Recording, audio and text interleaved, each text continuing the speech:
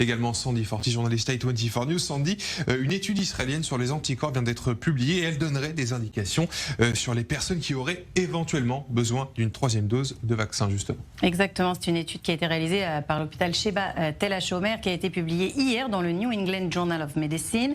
Elle affirme donc que certaines personnes vaccinées contre le Covid-19 développent moins d'anticorps que d'autres et qu'elles ont donc plus de risques d'être infectées par le virus. Autre information importante, le niveau d'anticorps étant directement lié à la charge virale, eh bien ces personnes vaccinées qui développent moins d'anticorps sont par ailleurs plus susceptibles d'infecter les autres. Sur les 11 000 membres du personnel soignant de l'hôpital qui ont participé à cette étude, 39 cas ont été détectés positifs, 39 personnes donc complètement vaccinées qui ont été infectées par le virus. Alors, l'âge moyen des personnes contaminées était de 42 ans et demi.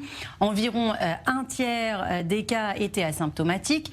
10% souffraient de symptômes très légers.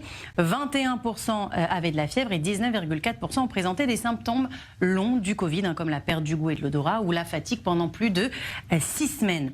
Les chercheurs ont par ailleurs réalisé des tests sérologiques sur 5000 autres membres du personnel de l'hôpital. Ils ont pu comparer le niveau d'anticorps des personnes contaminées à celui des personnes non contaminées.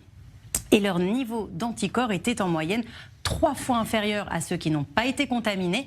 Et dans certains cas, lorsque le niveau d'anticorps est censé être à son apogée, eh bien, il était de 7 fois inférieur donc chez les personnes qui ont été infectées. Alors, c'est la première fois qu'une étude démontre avec certitude sur la base de données venant de vrais patients cette corrélation donc entre le niveau d'anticorps et les risques d'infection.